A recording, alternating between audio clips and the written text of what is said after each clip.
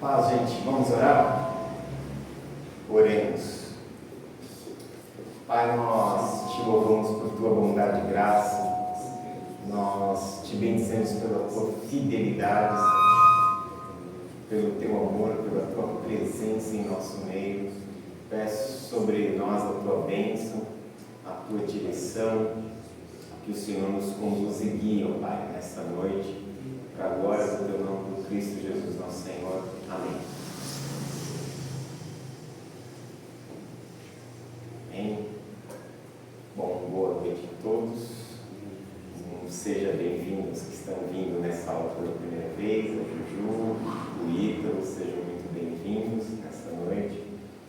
Hoje nós vamos dar continuidade à história e à vida de Abraão. Então, eu já venho pelo menos há 3 aulas, há 3 encontros, eu venho falando um pouquinho sobre a vida do patriarca, e hoje a gente chegou no capítulo 16. Eu quero ler com vocês como a nossa proposta aqui é teologia bíblica, a teologia que parte do texto da Bíblia, e nós estamos fazendo um estudo do livro do Gênesis, então é muito importante a nossa leitura. E esse capítulo é pequeno, diante dos capítulos que a gente já leu aqui. Então eu quero te convidar a abrir em Gênesis 16, vamos ler a partir do verso 1. Ficou legal agora? Bom, diz assim: ora, Sarai, mulher de Abrão, não lhe gerava filhos, e ele tinha uma serva egípcia cujo nome era Agar. E disse Sarai a Abrão: eis que o Senhor me tem impedido de gerar, entra, pois, a minha serva, porventura terei filhos dela? E ouviu Abraão a voz de Sarai. Assim tomou Sarai, mulher de Abrão, a Agar, egípcia, sua serva, e deu por mulher a Abraão, seu marido, ao fim de 10 anos que Abraão habitara na terra de Canaã. Verso número 4. E ele entrou a Agar, e ela concebeu, e vendo ela que concebera, foi sua senhora desprezada aos seus olhos. Então disse Sarai a Abrão: meu agravo seja sobre ti, minha serva, pus eu em teu regaço. Vendo ela agora que concebeu, sou menosprezado aos seus olhos. O Senhor julgue entre mim e ti. E disse Abrão a Sarai: eis que a tua serva está na tua mão, faz o que é bom aos teus olhos. E afligiu a Sara, e ela fugiu da sua face. E o anjo do Senhor achou junto a uma fonte de água no deserto, junto à fonte no caminho de Sur. E disse Agar, serva de Sarai: de onde vens e para onde vais? E ela disse: venho fugida da face de Sarai, minha senhora. Então lhe disse o anjo do Senhor: torna-te para a tua senhora e humilha-te debaixo das suas mãos. Disse-lhe mais o anjo do Senhor: multiplicarei sobremaneira a tua semente, que não será contada de tão numerosa que ela será. E disse-lhe também o anjo do Senhor: eis que concebeste e terás um filho, e chamarás o seu nome Ismael, porquanto o Senhor ouviu a sua aflição. E ele será homem bravo, e a sua mão será contra todos, e a mão de todos contra ele, e habitará diante da face de todos os seus irmãos. Verso 13. E ela chamou o nome do Senhor, e com ela falava: tu és Deus da vista. Porque disse: não olhei eu também para aquele que me vê? Por isso se chama aquele poço de Laai-Roi, eis que está entre Cades e Bered. E Agar deu um filho a Abrão, e Abrão chamou o nome do seu filho, que tivera de Agar, de Ismael. E era Abrão da idade de 86 anos, quando Agar deu Ismael a Abrão. Então a gente tem aqui, do capítulo 15, que nós lemos na aula passada, para esse capítulo aqui a gente já tem um saldo. Nós não sabemos exatamente de quanto tempo. Do capítulo 14, do capítulo 13, 14, 15, são capítulos que eles ocorrem em sequência, ou seja, numa ordem muito cronológica, muito próxima uma da outra. Tanto que na última aula eu falei que depois dessas coisas de Gênesis 15, 1, o texto em hebraico, o ahar em hebraico, que é esse verbo traduzido, depois dessas coisas, quer dizer exatamente uma cena seguinte da outra, ou seja, que foi uma continuidade.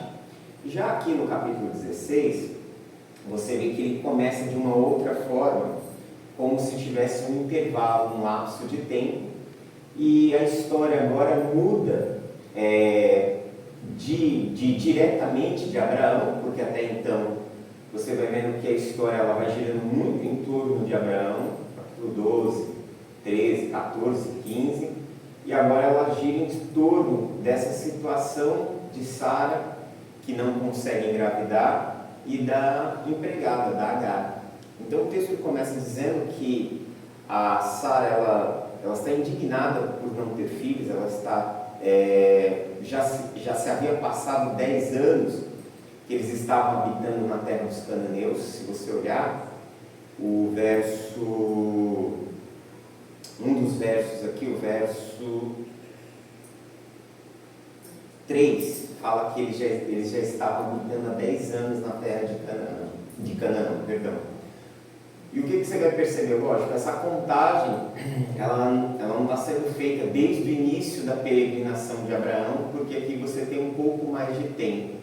Você tem algumas informações históricas aqui que elas vão rodeando o texto. Por exemplo, você sabe que mais ou menos em média de 75 anos Deus chama Abraão. Quando Ismael vem a nascer, Abraão tem por volta de 86 anos. Então aqui a gente tem mais ou menos 11 anos de história. Podemos pensar que um ano que ele ficou no Egito foi descontado aqui. Então o autor do texto, o escritor do texto, ele foca em nos dar essas informações.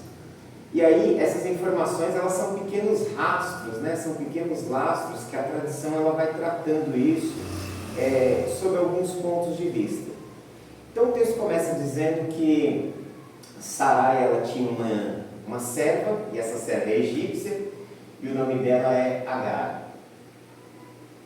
A palavra Agar, ou o nome Agar, significa estrangeiro ou fugitivo. A ideia é mais dizer de algo ou alguém que está em fuga, ok? É muito interessante porque vai ter uma conotação literária com o que vai acontecer com ela, que ela vai fugir da sua senhora.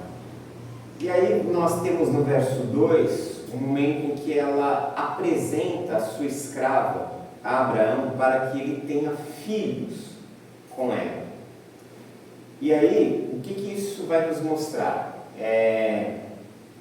A gente não é muito conhecido do cristianismo, não é muito conhecido da tradição cristã, mas desde os primórdios, o Antigo Testamento, de certa forma, ele vai mostrar em inúmeros momentos relacionamentos polígamos, ok? Então você vai ver que muitas vezes um homem ele vai ter mais do que uma esposa.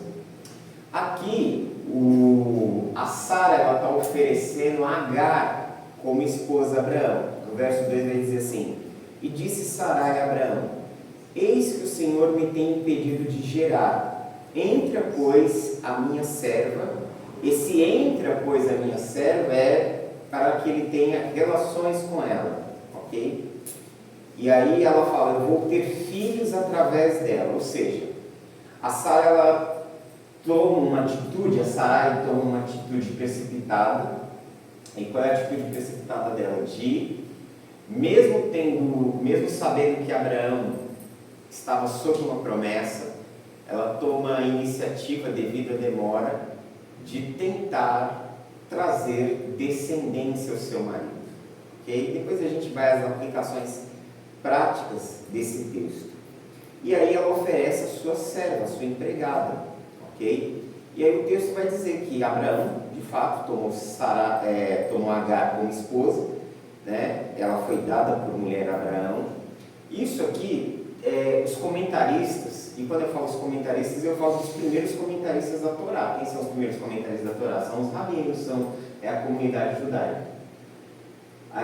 Urashi, que é um comentarista da Idade Média, no seu comentário ao livro de Gênesis, ele fala que não se sabe ao certo, mas isso depois se tornou muito comum em Israel, que uma mulher, depois de 10 anos sem engravidar, o marido ele poderia lhe selar uma...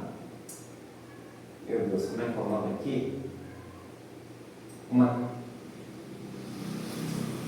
Deixa eu só ver aqui a referência, porque essa palavrinha, ela sempre me foge. Ele poderia fazer um contrato, ele usa esse termo aqui, ketubá.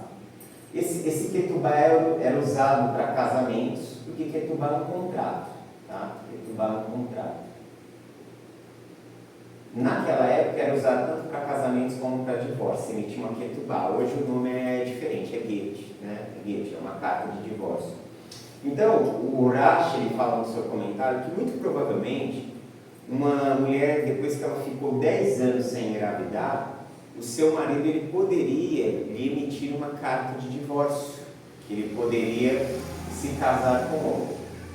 E aí ele tira de uma tradição, só que outros comentaristas judeus contrapõem essa ideia do Rashi. Então é uma ideia que ela é muito discutida, mas não se sabe ao certo se isso acontecia. Agora, uma coisa é certa, uma coisa é fato, e isso daí ela está muito presente, que a sociedade bíblica, a cultura do mundo antigo, era uma cultura polígama, entendeu? Você vai ver que, embora você tenha no texto do Gênesis, o texto dizendo: deixará o homem, seu pai e sua mãe, vai unir-se a sua mulher e serão os dois uma só carne, você vai ver que esse é o aspecto do ponto de vista divino, que Jesus ele vai trazer isso à memória dos rabinos, dos fariseus, quando vão confrontá-lo sobre a questão do que ele acha do divórcio, do que ele tem a dizer sobre o divórcio. E aí ele fala o quê? Primeiro eles perguntam assim: é lícito dar carta de divórcio? E aí Jesus ele vai falar o quê? No princípio não era assim. Quando ele está falando no princípio, ele não está dizendo exatamente no princípio do mundo, né? Ele está falando do livro de Gênesis, ele tá numa discussão rabínica com os fariseus. Então ele está falando, lá em Bereshit, lá no primeiro livro da Torá, não foi assim que Deus fez. Deus constituiu um homem para uma mulher, ok? Agora, o que vai acontecer que você vai ver diante de todo o período bíblico e depois na lei? Na lei não existe, na lei mosaica não existe explicitamente uma ordem, um mandamento onde um homem deveria ter uma única esposa. Isso é um fato. Tanto que a comunidade judaica, ela sempre foi uma comunidade, em muitos momentos, uma comunidade polígama. O que é poligamia? Onde um homem ele tem mais do que uma esposa. E como é que esse processo acontecia? Principalmente nesse Israel que nós chamamos do Israel tribal. Aqui não é nem Israel tribal, aqui não existe nem Israel ainda, né? A gente está ainda ainda bem no início da história. Mas o próprio Israel tribal, as confederações de tribos que você vai ver ali em Juízes, onde já tem as tribos divididas, você vai ver no período da monarquia, muito pelo contrário, tem textos na Torá que fala que o rei ele poderia se dispor de mais de uma esposa. O judaísmo ele só vai combater a poligamia, ela só vai se decidir por casamentos monogâmicos depois, lá pelo século IV, pelo século V, quando os judeus já estão espalhados entre os gentios. Por quê? Porque na Idade Média, o cristianismo, depois do quarto século, ele se torna a religião oficial do Império. E o cristianismo, ele é uma religião monogâmica. Desde os primórdios do cristianismo, o cristianismo defende a monogamia. Então os judeus passaram a habitar em comunidades cristãs, que enxergavam o casamento como monogâmico.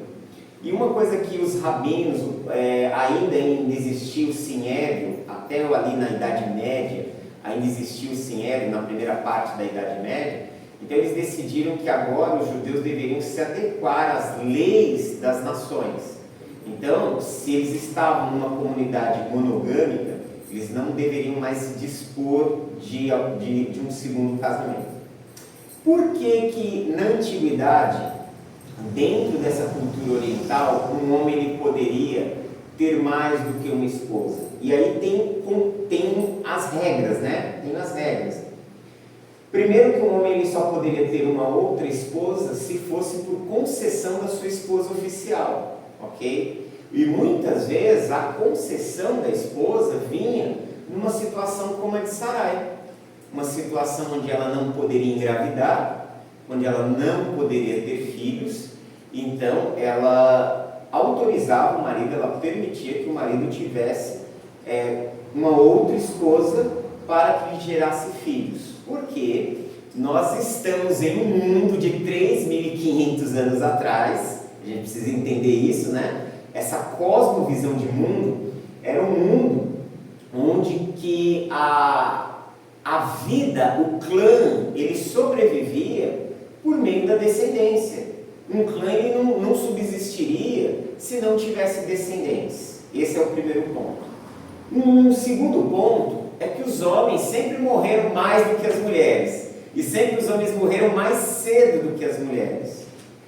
Até porque, ainda mais numa sociedade como essa, os homens eles viviam em guerras. Nós acabamos de, 2 segundas-feiras atrás, ler o capítulo 14, onde Abraão foi em resgate de Ló e deflagrou uma guerra com 4 reis poderosos, 4 reis que haviam vencido 5 reis de Sodoma e Gomorra.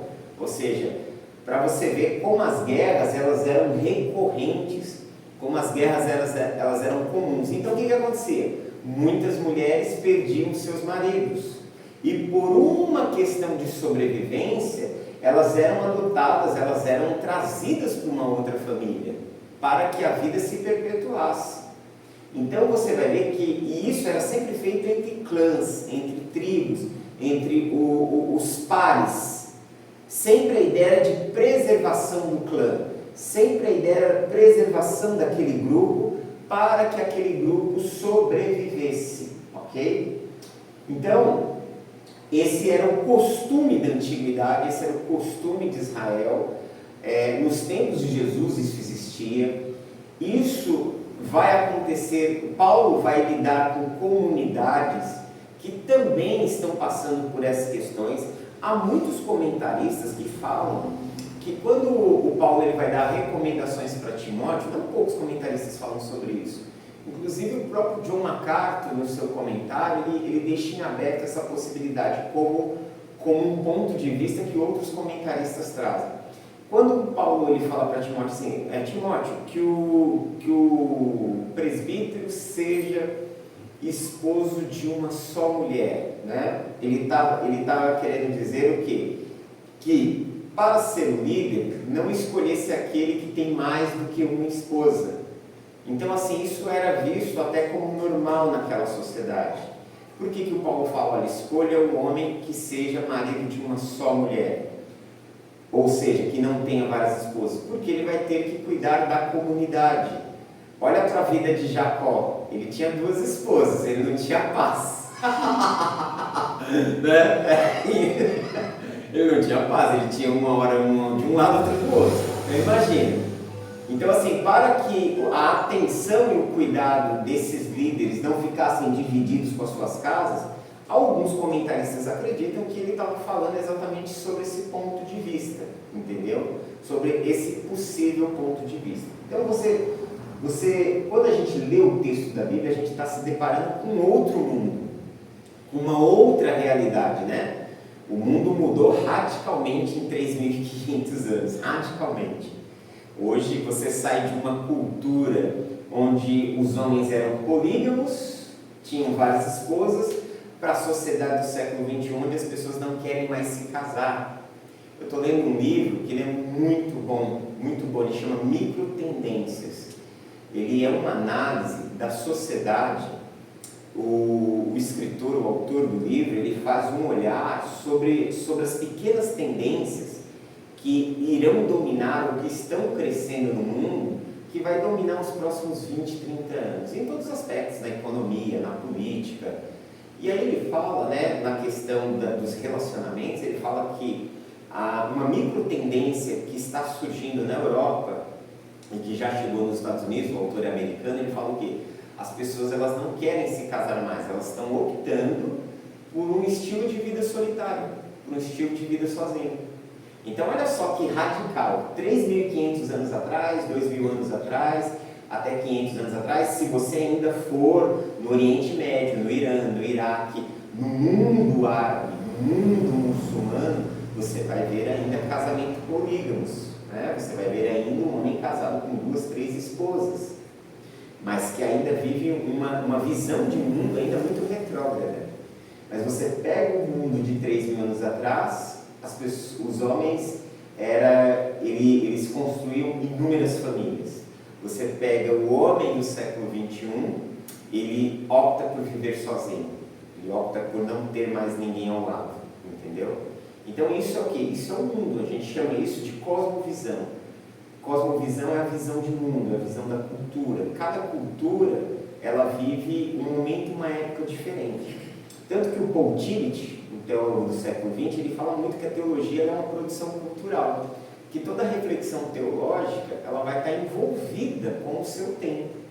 Por isso que quando a gente lê o texto da Bíblia, eu sempre falo para os meus alunos, falo para todos, que a primeira leitura que eu tenho que fazer do texto da Bíblia é entender o que aquele texto significava para os seus primeiros leitores, os seus leitores originais, a quem lhes foi destinado o texto. Por quê? Porque o que está sendo dito no texto da Bíblia está relacionado com a visão de mundo, com as construções daquela comunidade naquele período.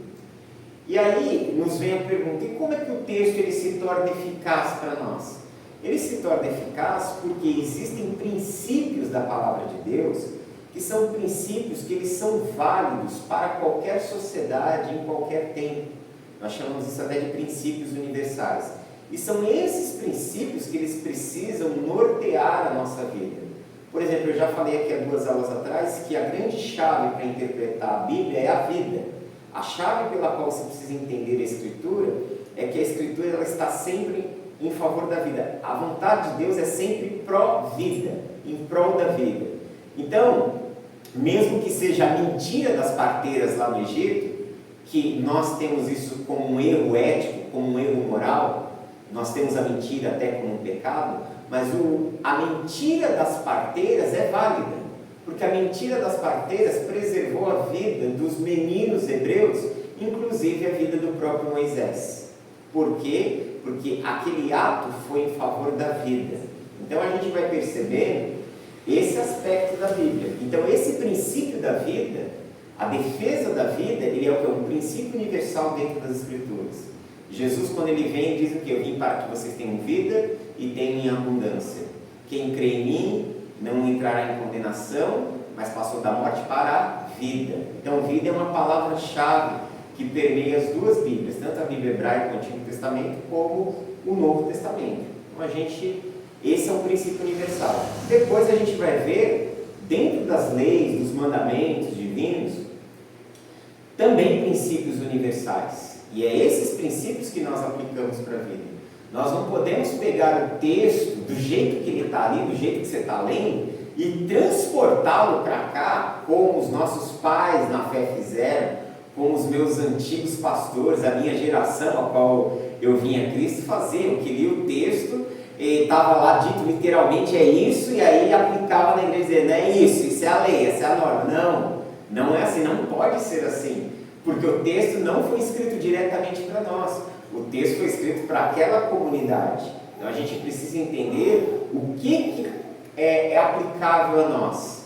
E uma outra questão também, que quase não é falado mais em hermenêutica e interpretação bíblica, existe um princípio que nós chamamos, foi até dado pelos reformadores, que nós chamamos de distingue tempora. Nós precisamos distinguir os tempos, ou seja, existem coisas no texto da Bíblia que foram para a comunidade de Israel. Existem passagens no texto da Bíblia que foram direcionados para um homem específico. Por exemplo, sai do meio da tua terra, da tua parentela, de ti farei uma grande nação. Essa promessa diretamente foi feita a Abraão. Por que eu falo isso? Porque eu já tive igrejas que eu já vi pastores profetizando isso para outros pastores, dizendo que era uma promessa de Deus para aquele ministro, né? E na verdade aquele texto foi uma fala de Deus diretamente a Abraão. Deus é poderoso para falar na pessoalidade do nosso coração promessas específicas para a nossa própria vida, entendeu? Até porque aquilo que Deus tem para a nossa vida não tem para a vida do outro. Então a gente precisa fazer estas distinções. Esse é o ponto primordial para que a gente possa começar a entender o texto da Bíblia, para que a gente possa começar a ter uma compreensão do texto, fazer essas distinções. Hoje, a teologia reformada, ela diz que a igreja é o novo Israel. E aí hoje isso foi defendido por muito tempo, mas há pontos de vista diferentes. Por quê? Eu não posso dizer que a igreja é o Israel de Deus exatamente, né? Eu posso dizer que a igreja, como eu posso dizer o que Paulo disse. Paulo não disse que a igreja é o novo Israel. Não. Na carta aos Efésios, Paulo disse que a igreja é a comunidade de judeus e não judeus. Que a igreja é essa comunidade que passa a viver uma nova aliança diante da obra de Deus que se estende para todos os povos, que ele fala na carta aos Efésios que estava oculto no Antigo Testamento, que estava oculto na primeira aliança, mas agora nos foi revelado. Então a gente entende a igreja como isso. Mas por que eu não posso dizer que a igreja é o novo Israel? Porque senão eu vou começar a pegar promessas que é para Israel e vou começar a aplicar na igreja. Aí não vai acontecer, e o que você vai ter um monte de gente frustrada com o que acontece todos os dias nas igrejas evangélicas. Aí o ministro ele pega uma promessa que foi feita para Abraão, uma promessa que foi feita para Josué, e traz para a vida do povo dizendo que vai acontecer na vida das pessoas e não acontece, porque aquela promessa ela foi específica para aquele indivíduo. Aí também as pessoas se frustram. E elas nem estão entendendo o que está acontecendo. Acabam culpando Deus, né? No fim das contas, todas as nossas frustrações a gente joga nas costas do Eterno. A gente culpa Deus por todos os fracassos das nossas vidas. Mas a gente não para muitas vezes para perceber que a mensagem não era aquela exatamente. Existem textos que elas são universais. Por exemplo, quando a Escritura diz assim: se o teu inimigo tiver fome, dá-lhe de comer, se tiver sede, dá-lhe de beber, se estiver nu, cubra, porque fazendo isso amontoará brasas vivas sobre a sua cabeça. Paulo fala isso em Romanos capítulo 12. Isso é um princípio para todos. Eu já ouvi alguém dizer: Deus vai te levar para o outro lado, só que é o outro lado da rua, a pessoa parar a bala para vir para os Estados Unidos. Então essas promessas elas são perigosas, ok? Voltando aqui para o texto, para que a gente possa entender isso, então, vendo o que a gente está vendo aqui, a Sara entregando Agar para Abraão, não é uma situação inédita, é uma situação até corriqueira no Oriente Antigo. A questão aqui do texto e da Sarai é que eles tinham uma promessa, ela tinha uma promessa de que ela geraria um filho. E eu costumo dizer que o tempo ele é o grande crivo, ele é a grande peneira da nossa vida, entendeu? Se você aprender a lidar com o tempo, você vai se tornar uma pessoa capaz de viver aquilo que Deus tem para a sua vida. Mas se você for alguém que não consegue passar pelo teste do tempo, certamente você vai ter muitos percalços. Agora veja só, a promessa de Deus não está invalidada. É uma outra coisa que eu também preciso deixar claro aqui. A promessa de Deus não foi invalidada porque eles erraram nessa cena, porque eles tomaram uma atitude precipitada, porque ela resolveu agir de acordo com a situação, ela olhou para a necessidade. Não. A promessa, ela estava ali, só que eu posso dizer que talvez ela foi retardada. Só que dentro do plano de Deus, Agar e o seu filho vai ter um papel fundamental. Quando essa mulher engravida, ela passa a desdenhar da sua senhora. Sarai fica irritada, como a gente leu no texto, reclama com Abraão. Abraão fala que estava na mão dela, e aí essa mulher ela acaba tendo uma atitude hostil para com a sua serva, e a sua serva acaba então tendo que fugir. E o texto chega no verso 7, vai dizer que ao fugir, ela foi para a região de Sur. Ali em Sur que Sur já está no sul também, tá? Mas não confunda Sur com sul. Sur era uma estrada que iria jogar ela no deserto de Cádiz, um grande deserto que tinha ali pela frente. Só que muitos comentaristas dizem que ela estava indo para o Egito. Ela resolveu fugir da sua senhora e voltar para a sua terra natal. E ali, nas proximidades da fonte que existia ali na região sul, ela tem um encontro. Um anjo do Senhor vem ao encontro dela para convencê-la de voltar para a sua senhora, para convencê-la de se submeter à sua senhora. Até porque, no fim das contas, Agar não é culpada de nada aqui. Muito pelo contrário. Agar, ela aparece aqui como uma vítima. Daqui a gente teria uma abertura muito grande para aquilo que eu chamo de teologia moderna, né? Teologia contemporânea, porque você tem uma empregada egípcia, ou seja, negra, ok? E os egípcios muitos deles eram negros, de etnia negra, porque o Egito já era uma miscelânea de vários grupos, já nos dias de Abraão. Você tem uma serva que ela é o retrato da mulher, que ela é usada pelo seu patrão e dizimada pela esposa do patrão, entendeu? Então essa seria uma leitura, uma possível leitura contemporânea para uma construção de uma teologia em face daqueles que estão sofrendo opressão, uma teologia em face daqueles que estão sofrendo uma situação de opressão social, de opressão, até mesmo de humilhação, ok? Isso aqui os teólogos da libertação usaram e abusaram de textos como esse para falar exatamente sobre esses temas, ok? Ele pegar bastante esse tema. Sim, esses textos são muito usados, né? E que é uma leitura possível, sim, é uma leitura possível. Nós podemos pensar, no fim das contas, se a gente olhar cuidadosamente para o texto, ela é vítima. Ela é vítima da atitude da sua senhora, que não pensou nas consequências dos seus atos. Ela é consequência de um marido que é pau mandado da mulher, entendeu? Que a mulher mandou nele, entendeu? E que resultou nisso aqui que você está vendo. Por isso, Deus intervém em favor dela. E você vê um primeiro momento onde Deus ele está intervindo. É a primeira vez no texto da Torá que Deus está agindo em favor de um escravo. Você não tem em nenhum outro momento aqui esse momento onde Deus ele vem ao encontro de um escravo, de alguém que está vivendo uma situação de opressão. E aí esse anjo ele convence ela. Eu sei que nas suas Bíblias, o verso 7 e as outras vezes que aparece o termo anjo do Senhor, vai estar exatamente com letras maiúsculas, assim. Esse Senhor, o Senhor ok, porque esse Senhor aqui é a tradução dessa palavra aqui. O tetragrama. Todas as vezes na corrigida de Almeida, na área, a área e a área, usa o Senhor aqui, é esse nome aqui, que muitos traduziram, né, colocando as coisas pela palavra Iavé, né? Ou Jeová, Iavé.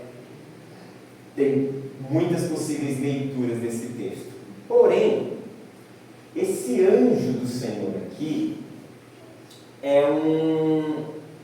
eu vejo como um condicionamento das nossas traduções. Eu, no meu ponto de vista particular, eu não sou a favor de traduzir anjo do Senhor nesses termos. Por quê? Porque isso aqui foi usado, lógico, a tradução está se apoiando na tradição. E qual é a tradição? A tradição que remonta ao 3º século, a Orígenes de Alexandria, aos pais alexandrinos, aos capadócios, que diziam, principalmente Orígenes dizia, que o termo anjo do Senhor se refere a Cristo, como uma teofania. Essa questão do anjo do Senhor é que, na verdade, a gente continua, que quase foi doutrinado a entender que seria uma manifestação de Cristo. Exatamente. Mas isso daí é um prato cheio também para aqueles que negam a divindade de Cristo como Deus. Sim. Porque ali, se você aplica como um anjo, é um prato cheio para aqueles que falam que Cristo é um anjo, é um ser criado. Quando fala das cartas, aquelas cartas de João falou. Lá no Apocalipse, ao ali anjo ali tem um outro sentido. É outro sentido. Ali é anjo, aos líderes das comunidades. O anjo da Entendeu? igreja, né? Isso. Ó, anjo no Antigo Testamento tem um sentido, anjo no Novo Testamento foi tomado por um outro sentido. A palavra aqui, ela é a palavra malach. Malach. Essa palavra nada mais é do que mensageiro. Que pode ser até um mensageiro humano também. O Maimônides defende essa ideia. Não pode ser um mensageiro humano também? O Maimônides defende isso. Ele defende que essas expressões aqui está falando de um profeta. O Maimônides ele dizia assim que anjo muitas vezes pode estar relacionado a um profeta, a um enviado da parte de Deus.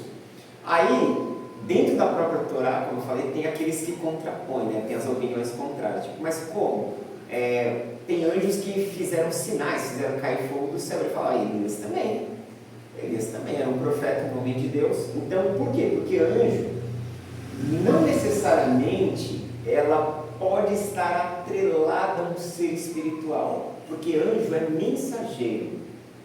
Agora, como que você vai ter a percepção se pode ser um mensageiro humano ou se pode ser um mensageiro divino? Vai estar no contexto do texto. Você vai ter que prestar atenção na cena, entendeu?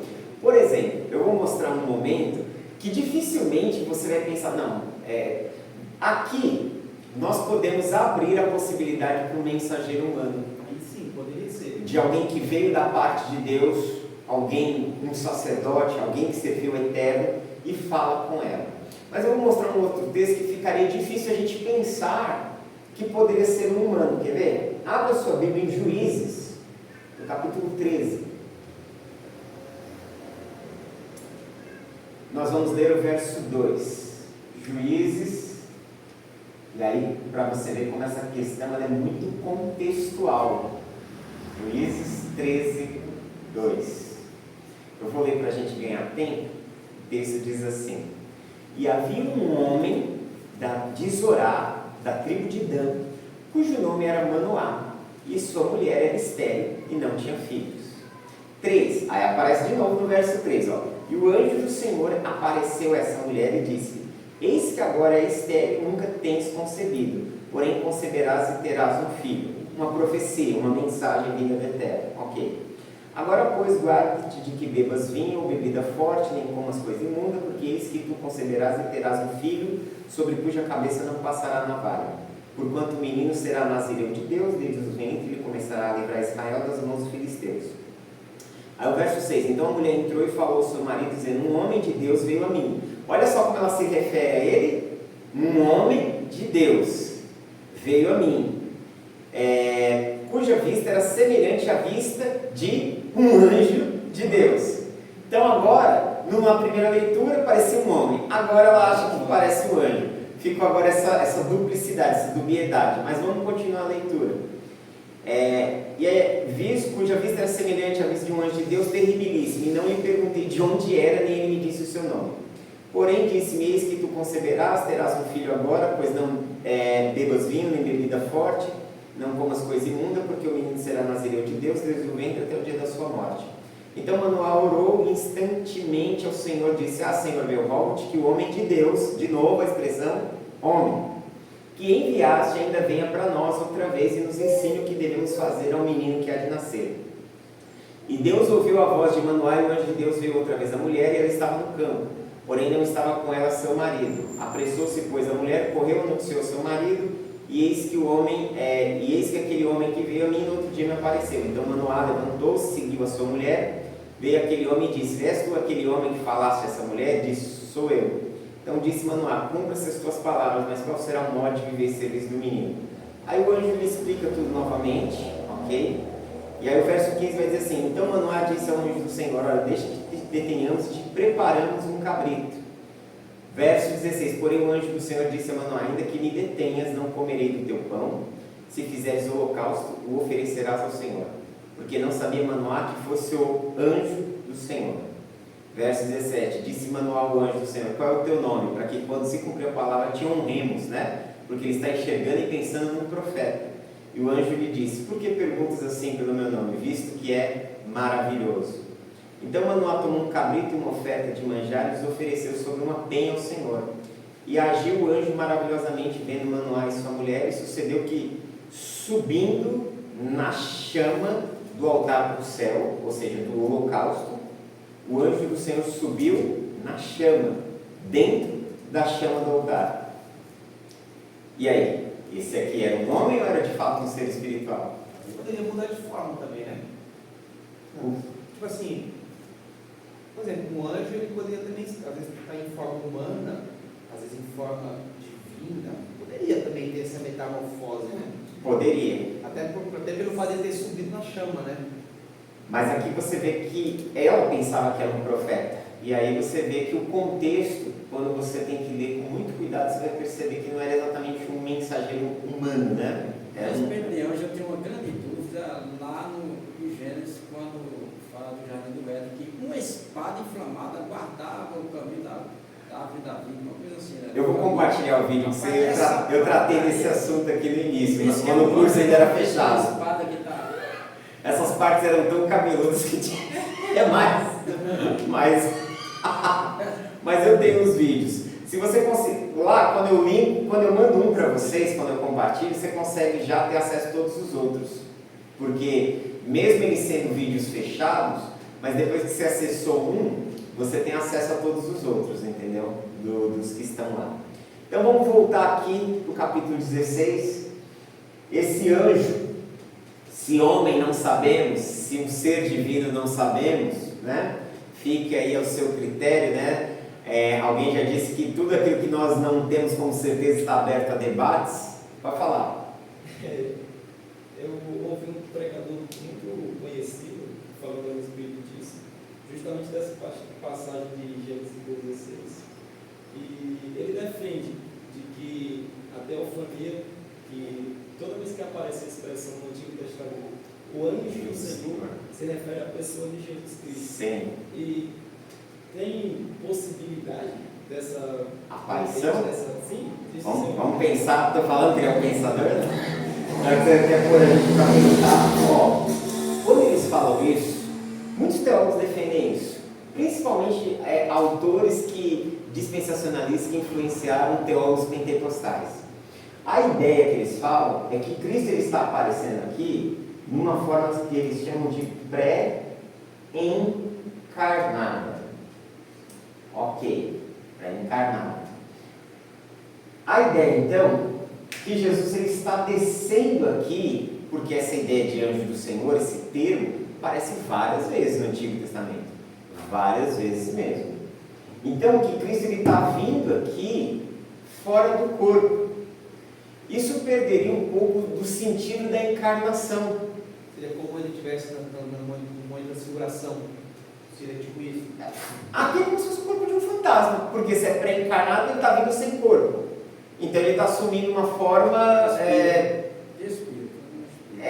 Eu usaria hoje com a física quântica, eu poderia usar a palavra energia. Não seria algo de se estranhar. Uma forma, energia de uma forma fantasmagórica. Você vê ele aparece, mas isso.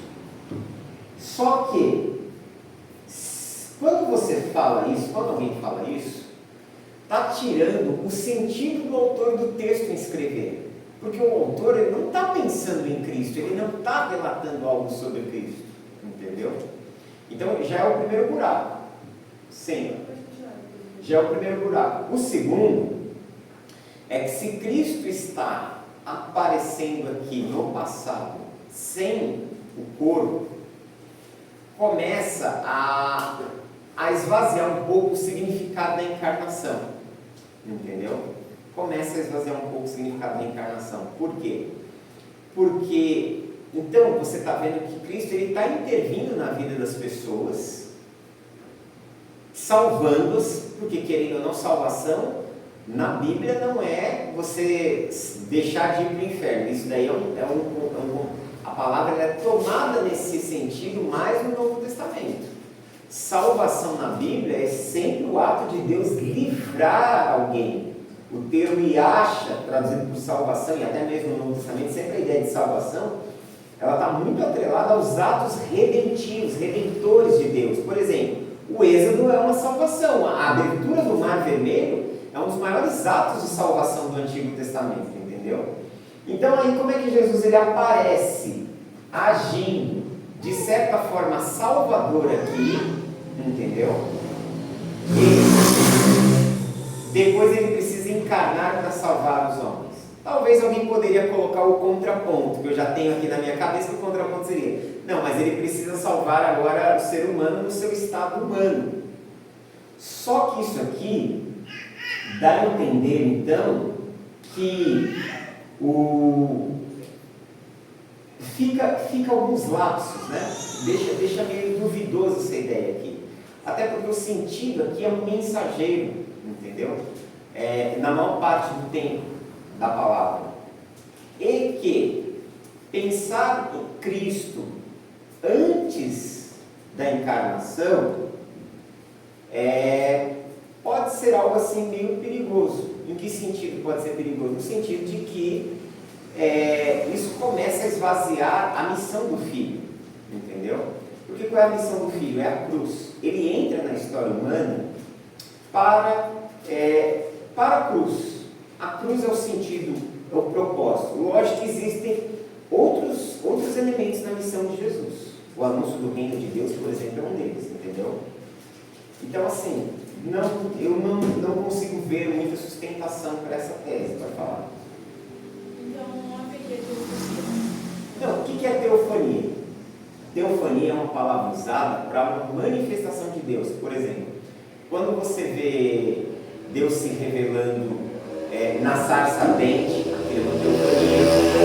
Quando você vê Deus se revelando ali no Monte Sinai, ali, dando as tábuas da lei, você vê que vem vapor, fumaça, fogo ali, são teofanias.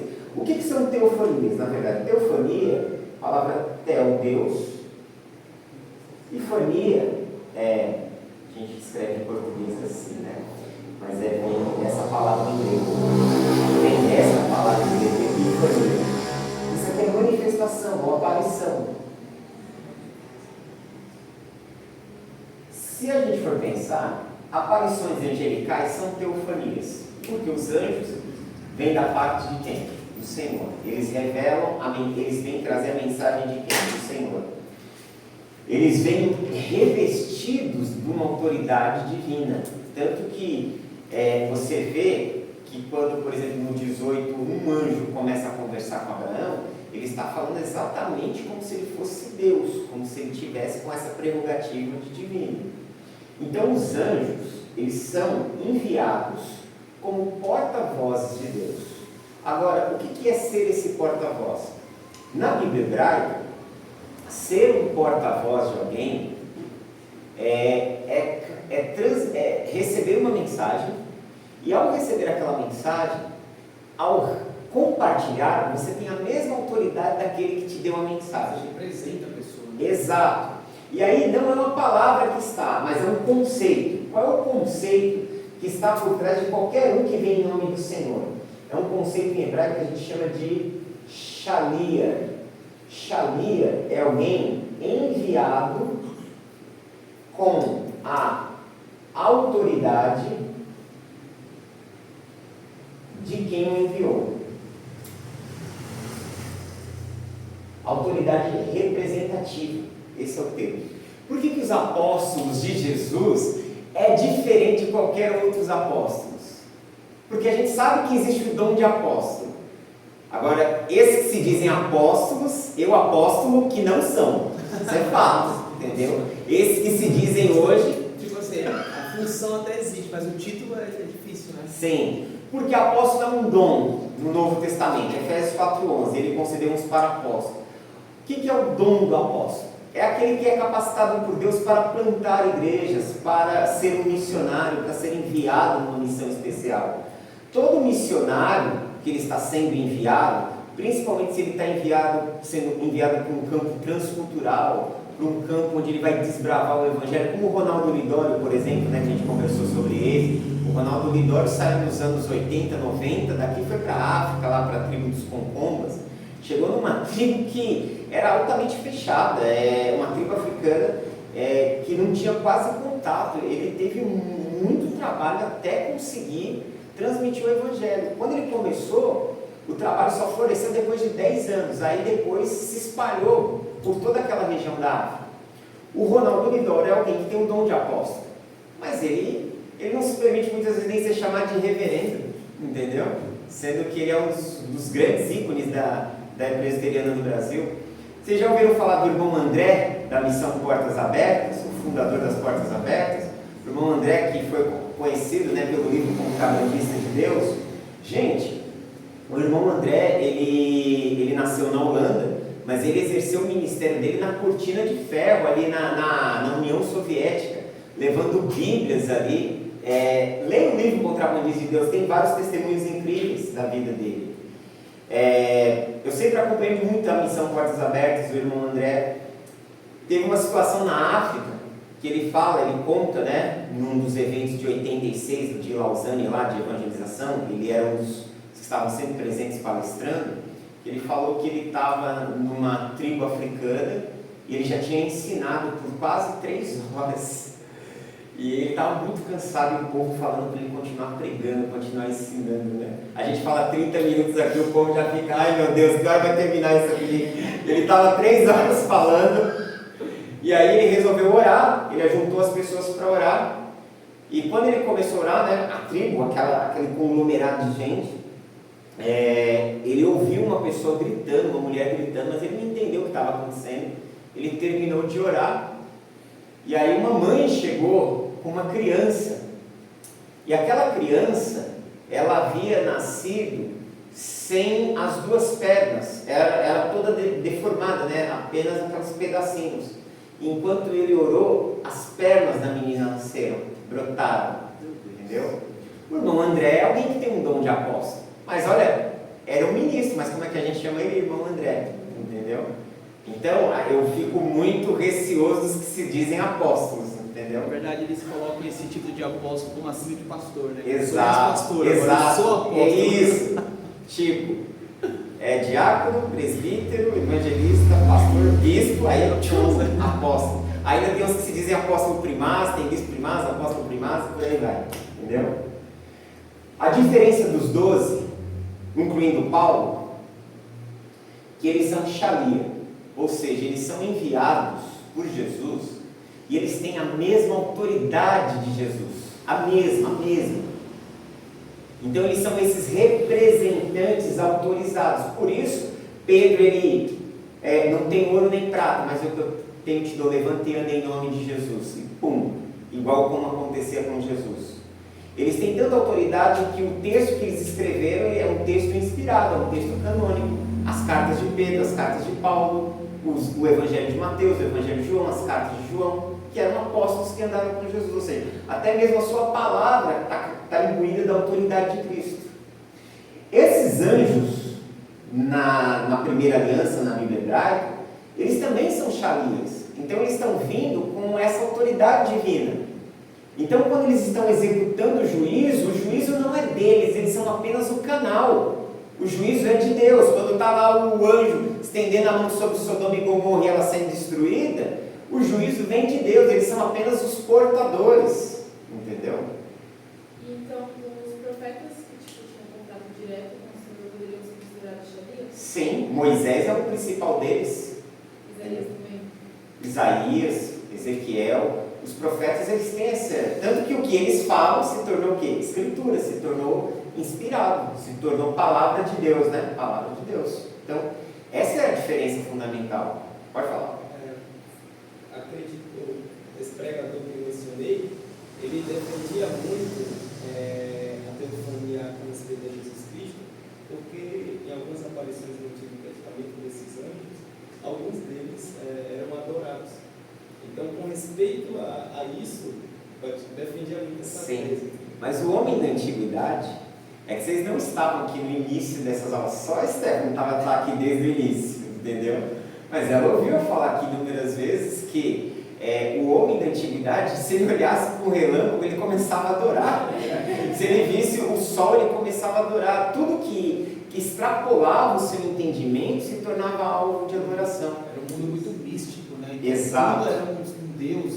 Por exemplo, nós vemos agora as ventanias que teve agora. Uma Sim. ventania dessa já era o Deus que está nos comigo. Isso. Então, tudo era... Mas em muitos lugares, por exemplo, quando se deu o tsunami na Índia, naquela região, muitas tribos e muitas galeras ali na Índia ainda existe um contexto muito Teve um irmão que veio de grande. Pernambuco, de madrugada deu um trovão que não dá lá em Pernambuco, que está aqui. Quando ele pulou daqui, Jesus está voltando! Sim. Para você ver que era, né? Você falou que as pessoas eram místicas, eram e são ainda, né? São, em muitos contextos são. Para você ter ideia, o homem da antiguidade, também falei isso aqui nas primeiras aulas. Quando eles viam os trovões, o que assusta na verdade é os relâmpagos, mas você ouve o som do trovão. Você não tem medo do raio, né? Você acaba tendo medo do trovão, que é o eco do raio. Mas os homens achavam que era a briga dos deuses, que as divindades estavam lá na montanha se degladiando, quebrando o pau numa UFC lá, entendeu? E eles lá vítimas daquilo. Tipo, e agora o que a gente vai fazer para aplacar a ira daquele e daquele, entendeu? Então essa era a visão do homem de 3.500 anos atrás. Já que o senhor falou, eu também penso dessa forma também, que é bem difícil sustentar e pregar que o anjo do Senhor é Cristo.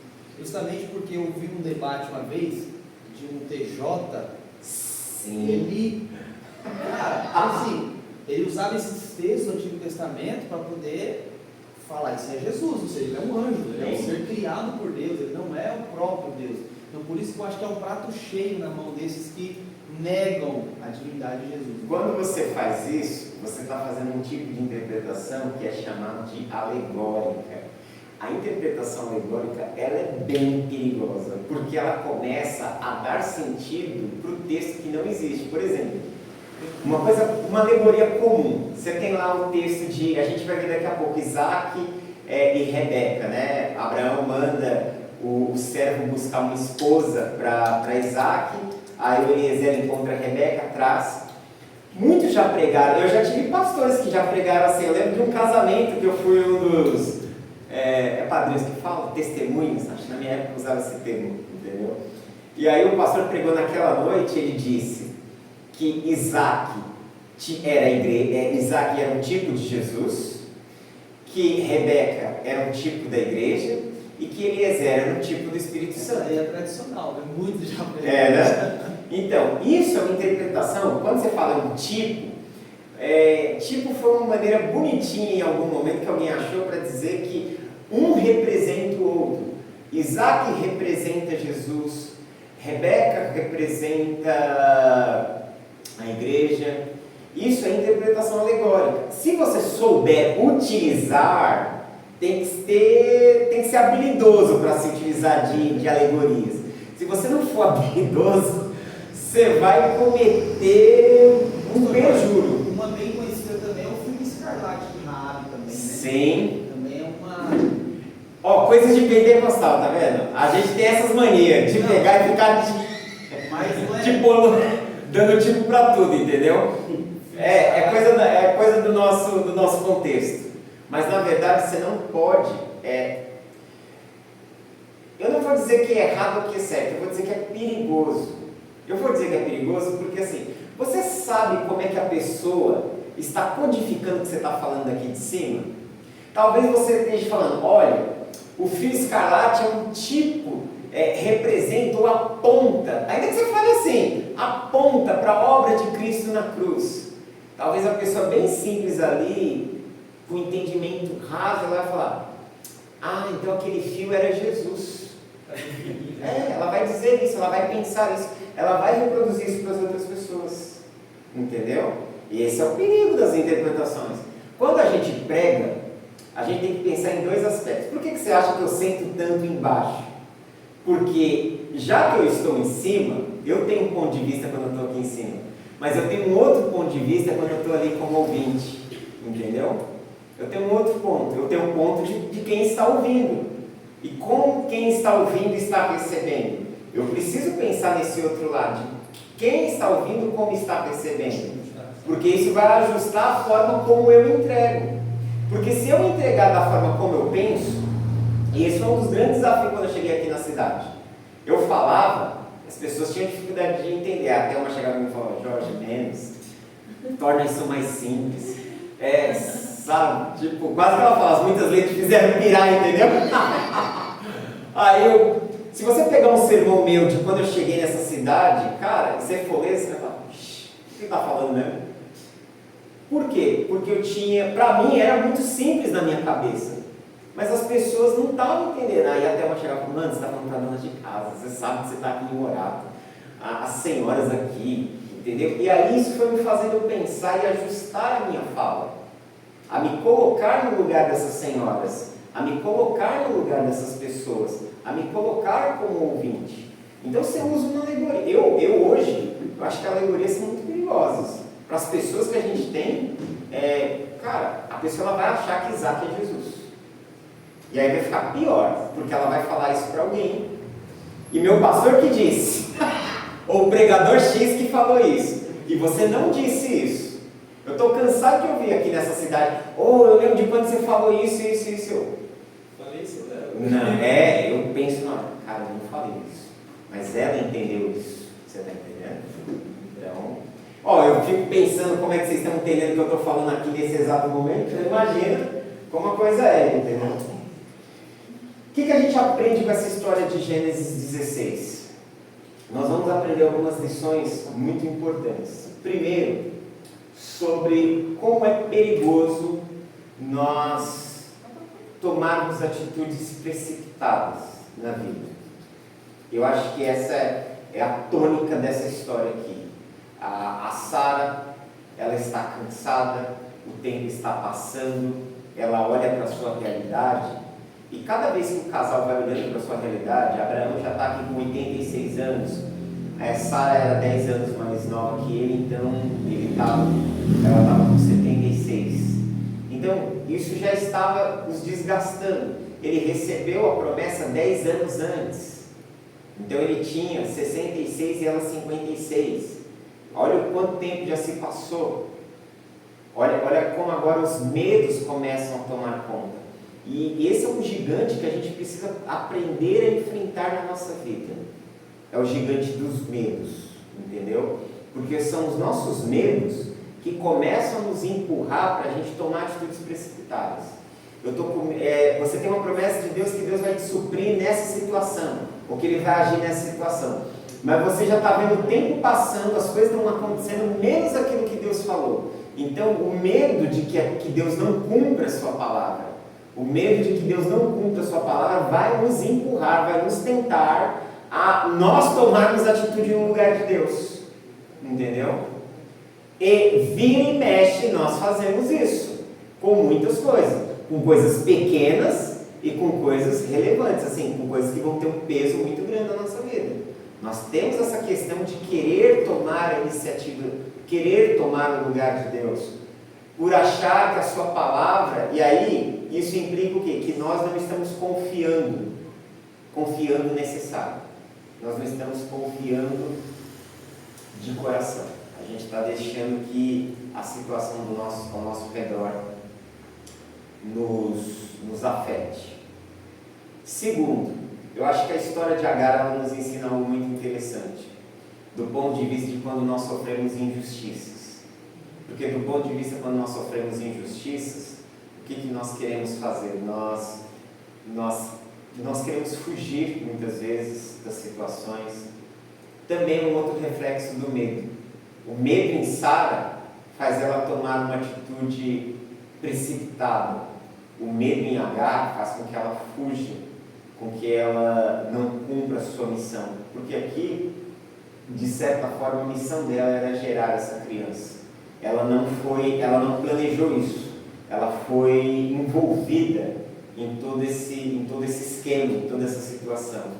E você vai ver que a palavra do anjo para ela vai dizer assim, no verso 10: multiplicarei sobremaneira a tua semente, que não será contada tão numerosa que será. E aí o anjo também diz: eis que conceberás e terás um filho, e chamarás o seu nome de Ismael. Ismael significa Deus ouviu, porquanto o Senhor ouviu a tua aflição, né? Então aqui tem aquele jogo de palavras que acontece muito na poesia hebraica. E ele será um homem bravo, um homem valente, a sua mão será contra todos, a mão de todos contra ele, ou seja, não vai ter uma vida fácil, e vai habitar diante da face de todos os seus irmãos. Oi? Você acredita que aí é o início do Árabe? Sim, de fato, isso aqui é. Ele dá esse início. Ela era uma egípcia, ele era um semita, né? Abraão semita, e essa mistura vai começar, e esse aqui ele vai viver o quê? Sempre empareado com a comunidade de Israel, entendeu? A gente pode dizer, né? Que isso aqui de certa forma tem um tom profético, né? Tem um tom profético do que seria a história, até porque o Gênesis, a ideia de falar o quê? Das origens, né? O conceito do Gênesis é falar de poucas coisas começaram. Aqui começam esses dois povos que até hoje estão se degladiando aí no mundo, entendeu? E a comunidade árabe é extremamente forte, entendeu? Realmente desenvolvimento selvagem. Sim. Para você ter ideia, eu morei boa parte da minha vida eu morei ali na Santa Cecília, né, no centro ali de São Paulo.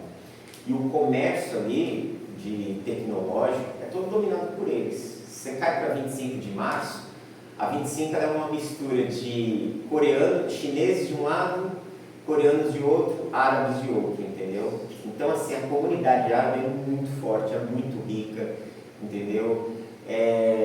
Ela é muito poderosa mesmo, entendeu?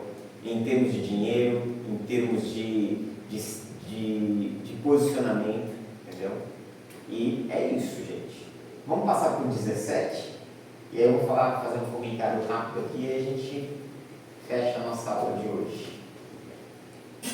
O 17 volta novamente a ser o centro, né? Se desfoca de novo da história de Sara e Agar e volta para Abraão.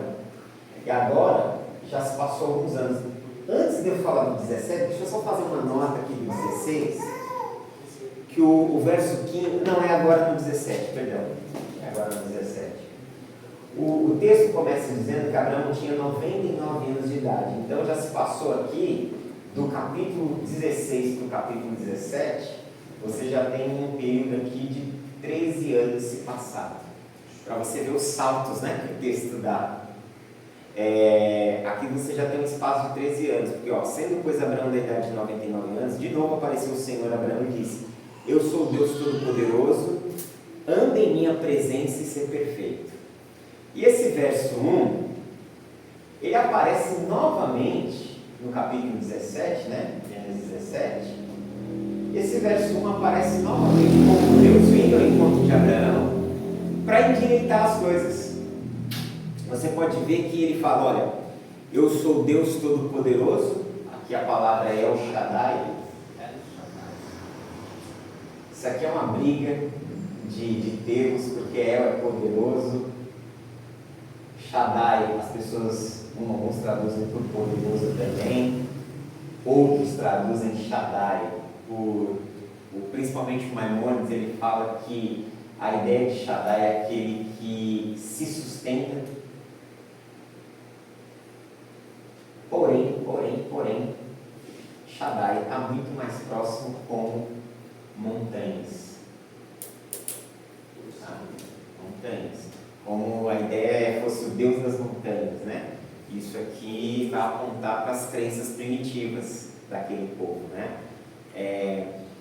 Para o homem da antiguidade, Deus não estava no céu, gente. Os deuses estavam nas montanhas. Por que você acha que eles procuravam muitos lugares altos para sacrifícios, para adoração? Isso é cosmovisão, entendeu? Eles acreditavam que Deus estava nas montanhas. Só depois do judaísmo do Segundo Templo que começa a inserir esse conceito de Deus estar nos céus. Então você consegue perceber na própria Bíblia uma evolução das crenças. Até mesmo o povo judeu tinha essa visão? Aqui não tem como judeu ainda. O povo de Israel. Também não tem como já. A gente está ainda nos primórdios. Dentro desse personagem de Abraão, nessa antiguidade, nessa época, Sim. O povo, esse povo. Vamos pensar no Abraão, que é o nosso personagem? O próprio Abraão. Para o próprio Abraão, Deus era das montanhas. A própria ideia do El Shaddai aqui aponta para isso. Da divindade de Deus. Isso. Não existe ainda essa associação de céu, sabe, como a gente enxerga hoje, porque na verdade até hoje pensar em céu é errado. Céu foi o que mais se aproximou da ideia de você pensar em Deus, mas quando você pensa hoje em céu, o que vem na sua cabeça? A atmosfera, entendeu? Vem o sistema solar, vem a Via Láctea, vem o universo. Deus está nesses lugares? Também. Mas o conceito de céu... Por Paulo, dá para entender que está em cima, né? Eles pensaram nas pessoas de cima. Então, em Paulo, porque influência já do helenismo. Mas o que nós entendemos por céu não está nem em cima, nem embaixo, nem ao lado. A gente está falando de uma outra realidade. Nós estamos falando de uma outra realidade. O Billy Graham dizia que, por exemplo, ele não conseguia definir, mas ele tinha várias possibilidades. Por exemplo, o céu pode ser uma estrela, o céu pode ser, sabe, um ambiente que está no universo. Sim. A ideia dos céus, ela é sempre assim. O homem ele sempre enxergou que as divindades estão acima dele. Então você olha para cima, seja na montanha, seja no céu, ele está acima. Entendeu? Então, você vai perceber que existe uma disciplina que chama Psicologia da Religião. Quando eu estava fazendo Ciências da Religião, né, foi um dos cursos que mais me doeu parar, foi Ciências da Religião, porque Ciências da Religião, nós estudamos todas as expressões religiosas no mundo, do ponto de vista científico, do ponto de vista psicológico, filosófico. Você vai perceber que o ser humano, todas as pessoas, elas têm uma crença dentro delas. E a crença no divino é uma crença que extrapola o entendimento dela. Até o ateu, ele tem as crises existenciais dele e ele olha para alguma coisa, só que ele tenta, como ele não consegue compreender, isso é demasiadamente grande, ele acredita que isso não pode ser uma realidade a qual ele deve se apegar. A passagem do Lázaro tem a ver assim no céu. Seio de Abraão é um conceito de céu, é uma ideia. Parábola, né? Isso. Gente, a gente não sabe dizer o que é o céu, mas a física quântica, as ciências modernas, elas nos mostram que o quê? Que dois universos podem habitar no mesmo lugar. Quando Jesus falava de reino dos céus, está falando do reino no geral ou estava falando do lugar em si? Ele estava falando da nova sociedade. Esse reino dos céus aí de Jesus é um novo momento na história. É um novo momento. Eu não gosto de usar a palavra nova era, porque vai misturar com aquele conceito de nova era místico, entendeu? Mas é um novo, a ideia é um novo éon, né, em grego, é uma nova era, uma nova realidade, uma nova sociedade. Jorge, até essa questão dos céus, né? Até nós, né, falamos muito sobre os céus, né? Mas se você for analisar o que o Apocalipse nos ensina, que na verdade é a nova Jerusalém que desce dos céus e se une com a terra, porque a terra é restaurada. Uma realidade espiritual. Nós iremos na eternidade, digamos, habitar aqui, uma terra restaurada, sim, com a nova Jerusalém entrelaçada. Isso, então, uma nova realidade. A ideia do TJ está certa? Não, é uma ideia diferente. Mas se você ler o texto lá em Apocalipse, é isso. A ideia é que o céu vai invadir a terra, que uma realidade espiritual de um mundo perfeito vai invadir uma realidade imperfeita e ambos vão se mesclar num casamento. Agora, esse casamento permanece firme em Cristo e caminha com o Senhor, que você vai saber como ela é de fato, entendeu? Porque esse nem olhos viram, nem ouvidos ouviram, entendeu? Nem subiu ao coração do homem. Mas a gente pode pensar na ideia de um lugar físico. Você pode, é permitido. O Millard Erickson, o Leonardo Boff. O Boff, ele fala, tem um livro do Leonardo Boff que se chama Experimentar Deus. Nesse livro, o Boff ele fala sobre Deus como transcendente, para além da compreensão humana, Deus como imanente, como a primeira experiência que você tem de Deus. Todo mundo aqui enxerga Deus como um pai, certo? Se a gente tivesse uma outra cultura, poderia enxergar como uma mãe também, ok? Mas a gente aplica imagens para Deus. Esse é o nosso primeiro ponto de contato com Deus. Não tem, você é criança. Nossos pais nos ensinam o quê? Ora para o Papai do Céu está vendo. Você está entendendo? Você não vai, é difícil. Já pensou você pegar a Sofia e falar, aprenda a orar a Deus. O que é Deus para ela? Tipo, é muito abstrato, entendeu? Mas por que a gente associa com a ideia de pai? Porque pai é o que eu tenho, é algo presente, entendeu? Então as imagens, o Goff fala que são necessárias. Só que você não pode se agarrar nas imagens de Deus que são criadas como um fim último, que Deus está para além de tudo isso, entendeu? Porque quando a gente pensa em pais, os pais humanos são falhos. Os pais humanos fazem julgamentos errados. Deus não faz julgamento errado, entendeu? Os pais podem cair no erro de maltratar o filho. Deus não vai nos maltratar, entendeu? Então, Deus é para infinitamente mais. Mas você pode e deve sim. Não tem como você ter um ponto de contato com Deus se você não partir para essa premissa, entendeu? De pensar nos céus. Você pode ver que a própria experiência espiritual dos profetas, do Apocalipse, está pensando assim, embora o texto lá em Apocalipse 4 abriu uma janela no céu, está muito mais condizente, te colocou numa outra realidade que propriamente o céu físico, mas ele viu como um céu físico. O senhor tem uma definição que possa ser? Não. O Ítalo, toda vez ele me pergunta isso, ano após ano você tem uma definição de alguma coisa. Há uma necessidade muito grande de eu aprender, porque eu já vi tanta coisa que se eu não tiver cuidado, me apego no próprio conceito de Deus. Sim, a gente corre esse risco. Tem um dia que a minha esposa balançou ela se morreu. Aí minha irmã ligou, ela nem sabia nada, ela ligou para o meu irmão e disse, olha, Nelson está vivo, porque eu vou tocar aqui com ele, mas eu estava num lugar que eu estava vendo um monte de coisa. Se eu tiver cuidado, se eu não aprender, eu posso confundir um sonho, sei lá, alguma coisa, alguma revelação. Deus ele vai se revelar, se fazer conhecido nós, na nossa experiência pessoal. Então, eu posso te falar que eu já tive experiências de ter visões de um céu mesmo. Eu já vi isso mesmo, como que eu fui parar no pronto-socorro morrendo lá, eu apaguei no pronto-socorro, eu lembro claramente, até uma estava comigo na época, eu desmaiei do lado dela assim, eu saindo do meu corpo, subindo, entendeu? Entrando numa outra realidade que para mim era céu, nesse sentido, porque eu vi uma nuvem, eu comecei a andar ali na direção de um grande portal iluminado, estava tão feliz, nem dor eu sentia mais, porque eu cheguei lá morrendo de dor, eu achei que ia morrer da dor, não sentia mais dor. Quando eu estou para entrar no portal, vem aquela tristeza, uma voz me diz, não, você não vai entrar aqui agora não. Aí eu sinto o meu corpo descendo novamente e eu gritando de dor no hospital de novo, entendeu?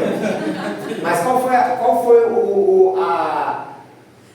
a questão ali? Eu vi como um céu mesmo, como se fosse um céu atmosférico, que a gente sabe que não é. Porque pelo menos entendeu? confirma comigo que alguém vê alguma coisa. Sim, não, então assim, a gente vai sempre atrelar aquilo que o nosso entendimento abarca. As nossas percepções de Deus, elas vão estar atreladas à realidade que nos cerca. Você pode ver que Amós, ele profetiza pensando em boi, vaca lá, chama as mulheres lá todas ornamentadas, riconas de vacas de Bazã, entendeu? Falando que elas estão ornamentadas igual aquelas vacas que eram sagradas ali naquela região ali, entendeu? Que eram muito bem cuidadas, que eram objetos de idolatria. Ele faz uma crítica à sociedade assim. Mas Isaías vê um trono com seres ardentes, com asas. Então ele vê Deus como rei, lá em Isaías 6. A mensagem sempre do texto de Isaías tem esse caráter real, a mensagem de Amós é campestre. Então a nossa percepção, nós falamos de Deus, por isso que eu falo, teologia é uma produção, uma reflexão humana. E nossa percepção de Deus tem a ver com a nossa realidade. É parte da verdade. Não é a verdade como um todo, até porque só um é a verdade, ok? Então aí, nós temos aqui o Eterno aparecendo para Abraão em Gênesis 17, dizendo que ele era o Deus Todo-Poderoso, falando, e esse termo precisa chamar a atenção, que ele fala, anda na minha presença e ser perfeito, porque novamente é como se você visse ele chamando a atenção de Abraão para uma correção em sua vida. E quando a gente começa a olhar para a história de Abraão ela é permeada por esses processos de correção, de acerto, de ajustes vindo da parte de Deus. Onde é que eu vi uma Bíblia aqui? Que a minha Bíblia aqui descarregou, minha outra Bíblia descarregou. Então você vê essa situação de ajustes da parte de Deus. A história de Abraão, por isso que eu falo, a história de Abraão é a nossa história. É a história de alguém que teve um encontro com Deus, que começou a caminhar com Deus, e que essa caminhada com Deus, ela é marcada por erros e acertos. A atitude do capítulo 16 foi uma atitude certa? Foi a atitude mais sábia? Não. Foi a atitude mais coerente deles? Não. Mostrou uma profunda até descrença da promessa de Deus? Mostrou. Deus existiu deles por conta disso? Então esse é um ponto que a gente precisa ter claro na nossa vida, que as nossas pisadas na bola não vão mudar quem Deus é em relação a nós, mas Deus irá sempre nos chamar para ajustes. Por isso ele fala aqui, anda na minha presença, entendeu? E seja perfeito. O que é perfeito? Não é perfeito moralmente, é ande reto. A ideia aqui é andar reto. Uma imagem que está sempre associada na Bíblia hebraica é a ideia de caminho. Caminho é uma palavra-chave, né? A palavra derek. Caminho, estrada é um conceito muito presente no Antigo Testamento. O pastor Júnior pregou aqui sobre o Salmo 1, né? Acho que o nome dele é o Radak, um comentarista judeu do século XVI. Ele fala o quê? Que o Salmo 1 evoca a ideia dos dois caminhos, o caminho do justo e o caminho do ímpio. Ou seja, é como se você tivesse a imagem assim, o Salmo 1 ele nos coloca diante de duas estradas, e aí nós vamos viver de acordo com a estrada que a gente escolhe. Você está entendendo? Então esse conceito de caminho, de estrada, então aqui é andar reto.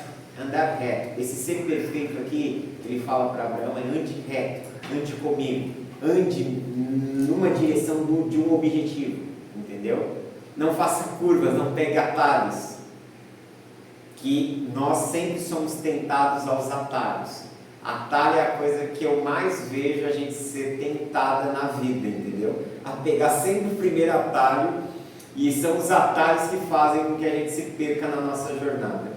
E aí ele fala assim, porém a minha aliança entre mim e ti, e multiplicarei grandiosamente. Aqui Deus propõe uma aliança, e essa aliança ela vai se reverter num sinal físico, que é a chamada circuncisão. É muito interessante, porque também é um jogo de palavras aqui. Aliança, em hebraico é berit. Berit ele vem de uma raiz que significa cortar. Embora berit seja aliança, e aliança é igual contrato, ou seja, duas partes que entram em acordo acerca de um determinado fim. Mas a palavra hebraica berit, ela tem uma raiz que significa cortar. Ou seja, aqui tem uma ideia implícita, que é a ideia de que todas as vezes que Deus estabelece uma aliança com alguém, uma marca será produzida na vida desse alguém. Todas as vezes que Deus tem uma aliança, ou estabelece uma aliança com você, e agora eu estou falando de uma aliança pessoal, não estou falando da nova aliança em si, porque a nova aliança em si, a marca foi aonde? Do Cristo na cruz. Entendeu? Mas você vê, toda aliança ela é ratificada, ela é manifesta como sinal físico. Aqui era a circuncisão. Alguém sabe o que é circuncidar? Isso, exatamente. É cortar a carne do prepúcio. Eu estava ouvindo hoje na Bíblia a mensagem, cara, ela é muito... Eu comecei aí, ela é muito literal, ela fala exatamente como é. Falei, nossa, eu nunca tinha parado para ouvir na Bíblia a mensagem esse trecho. E ele fala com a riqueza de detalhes, você fica, poxa. Primeira versão que eu ouço que eu vejo que tem esse. Mas é exatamente isso, é um corte feito na genitália masculina, como se fosse uma operação de fimose. A diferença, claro, é que a operação tem anestesia e tal, e nos dias de Abraão é de um período que se usava facas de pederneira. Sabe o que é isso? Facas de pedra. A faca de pedra não tem um corte igual a faca de aço. É igual a minha que eu faço chaveiro. Para você cortar com a faca de pedra, você vai, ó. Imagina isso. Abraão teve que fazer isso. Era cego. Imagine a dor que produz. E aí a ordem era que deveria ser nas crianças, vem uma ordem para todo menino no 8º dia, ser circuncidado, vem uma ordem para Abraão especificamente que ele teria que fazer isso nos animais, que ele teria que fazer isso nos servos, nos empregados, todo macho, todo homem, todo do sexo masculino e todo macho entre os animais deveriam ser circuncidados. Por quê? Oi? Você acredita que Deus deu esse tipo de marca por causa da cosmovisão do tempo? Acredito. Porque eu acho que hoje ele não pediria para se circuncidar dessa forma. Se a gente for pensar, a circuncisão ela já existia naquela época.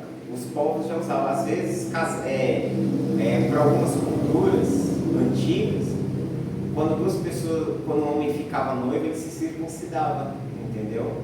Não lembro agora se era na cultura hitita, mas era comum.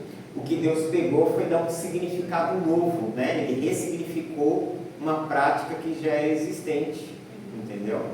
Para ser o sinal do que? De um pacto, que esse pacto envolveria dor, envolveria o derramar de sangue. A ideia é que toda aliança vai promover marcas, né?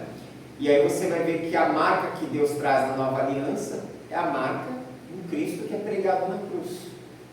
Nós cristãos vamos ler como? Nós cristãos vamos ler que a circuncisão em Abraão, ele começa a apontar para a nova aliança, que a aliança em Abraão, a aliança que ao derramar de sangue, a dor, há um corte, há uma separação de certa forma, vai fazer esse apontamento para o Novo Testamento. Mas a comunidade judaica tem isso como um selo de que você pertence ao Senhor, né? Hoje isso daí é chamado de Brit Milá, entendeu? Brit Milá, é feito no 8º dia. Hoje é uma cerimônia muito bonita, muito bem feita, bem cirúrgica, a criança não sente dor, é um negócio, é um espetáculo hoje em dia, o Brit Milá. É uma festa muito, muito abençoadora para o menino judeu. E o que você vai perceber com isso aqui?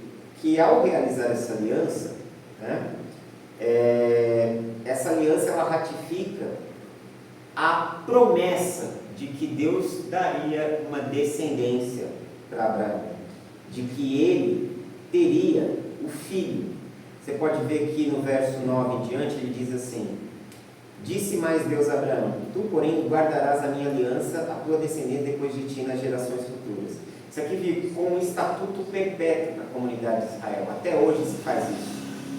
E aí ele fala: esta é a minha aliança que guardareis entre mim e vós, a tua descendência depois de ti, que todo homem entre vós seja circuncidado, circuncidareis a carne do vosso prepúcio, que será sinal da aliança entre mim e vós. O filho de 8 dias será circuncidado, todo homem nas vossas gerações, o nascido na casa, o comprado por dinheiro de qualquer estrangeiro que não for da tua descendência. Com efeito será circuncidado, nascido em tua casa, comprado com teu dinheiro, e essa será a minha aliança na vossa carne, ou seja, será aliança na vossa carne, por aliança perpétua, ou seja, enquanto existe mundo, isso é válido. Pode falar. E esse conceito que eu não entendi, que ele fala perpétuo. Se for pensar, um judeu que aceita Cristo, ele não precisa mais cumprir os ritos e leis. Na verdade, um judeu que aceita Cristo, ele permanece cumprindo, porque assim, você vai chegar lá em Mateus capítulo 5, Jesus ele vai dizer assim, para os discípulos: não pense que eu vim revogar, eu vim cumprir. Nem o ir ele fala é o Yud, né? Essa letrinha aqui pequenininha no alfabeto hebraico. Nem Yud nem o Tio. O Tio é um pequeno pontinho que existe nas letras hebraicas. Ele fala, nem o I nem o Tio cairá da letra até que céus e terra se passem. Então Jesus, ele não validou a lei para o judeu. Agora a gente precisa entender para quem que é a lei, né? Porque tem muito cristão querendo viver como na lei. Esse é o problema. Hoje você tem igrejas que estão virando uma mistura de cristianismo com judaísmo. O cara é pastor, mas usa um kippah, é pastor, mas usa um talit, e toca shofar. Não que haja problema nisso, mas as cosmovisões, é aquilo que eu falei. O que eu faço aqui em cima e como as pessoas recebem e entendem aqui embaixo. Entendeu? Se algumas coisas mais simples da fé cristã já é difícil para o povo compreender, imagina ser misturado. Essa questão que ela falou, na verdade, é para os gentios, né? Ou aqueles que não são judeus, que não há necessidade, né? Exato. Se enquadrarem nesse perfil. Mas os judeus, eles continuam, mesmo sendo cristãos. Eles não são cristãos, né? Eles se tornam messiânicos. Eles creem em Jesus como Yeshua, como Messias, como Mashiach do povo de Israel. Essa é a realidade. Quando você for ver, você já leu Atos dos Apóstolos? Você vai perceber em Atos dos Apóstolos que a igreja ela é totalmente judaica.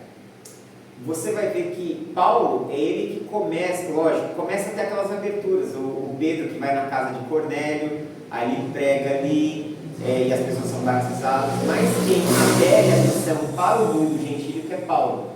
Você vai ver, no capítulo 13, começa a primeira viagem missionária de Paulo. Ele volta dessa primeira viagem, ali por volta do final do capítulo 14, e aí ele começa uma discussão com discípulos de Jesus que são judeus, que queriam fazer com que os não-judeus praticassem a lei. Essa briga ficou tão feia que desembocou no primeiro concílio da igreja, que é o concílio de Jerusalém, é o primeiro concílio histórico da igreja. Está lá em Atos 15. E qual era a questão? A grande questão desse concílio era se o gentio não judeu, ele teria que guardar a lei como judeu ou não. E qual foi a decisão do concílio? Quem encabeçou ali era o Tiago, que escreveu a carta, né, do Novo Testamento. A decisão do concílio é que o não judeu, o gentio, ele não precisaria guardar as leis judaicas, mas ele tinha que se abster de carnes sacrificadas a ídolos e das relações sexuais ilícitas, porque essas leis, já existia uma tradição ali que eles chamavam isso de leis de Noé, leis que foram dadas lá na criação, e essas deveriam ser leis universais para todos os homens, já que em Noé, falo Noé, eu esqueço que eu estou falando de Noé. Em Noé, essas leis, elas aparecem ali como que universais, entendeu? Então, aí, o que vai acontecer? Você tem dois grupos, você tem a igreja de Jerusalém, você tem as igrejas judaicas, onde a criança continuava sendo circuncidada no 8º dia, onde eles guardavam o Shabat. Para você ter ideia, tem um historiador, eu acho que é Ralph Martin, ele fala num livro, não lembro se é Ralph Martin agora, Adoração na Igreja Primitiva, ele fala, por exemplo, que assim, os judeus eles guardavam o Shabat, e no primeiro dia eles se celebravam a ressurreição. Então eles tinham dois momentos, eles guardavam o Shabat e no primeiro dia da semana se reuniam como igreja, entendeu? Os não judeus não tinham isso, não guardavam, não eram. E sempre houve esse problema.